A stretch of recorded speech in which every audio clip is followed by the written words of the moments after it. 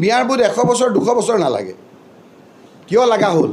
এইকাৰণে লগা হ'ল যে গৌৰৱ গগৈ তাত জিকিল আহোমখিনিয়ে তেওঁলোকক বাদ দিলে কিয় লগা হ'ল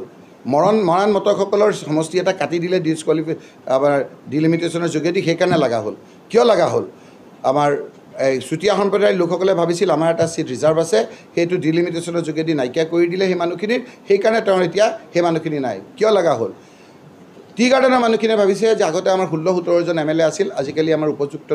আমাৰ প্ৰতিনিধি নাই সেইকাৰণে আপোনাৰ বিজেপিক লগ এৰিছে কিয় লগা হ'ল এই যে জনজাতিৰ লোকজনক যে আমাৰ কংগ্ৰেছৰ বিৰুদ্ধে আছিলে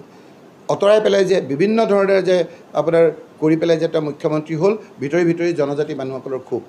এই যে 6 জনগোষ্ঠীক যে কৈছিল যে জনজাতি দিম বুলি নিদিলে সেইকাৰণে খুব কোচ ৰাজবংশী লোকসকলৰ লোৱাৰ আছামত ভাবিছিল যে আমাৰ চিট এটা আমাৰ আছিলে সেই চিটটো নাইকিয়া হৈ গ'ল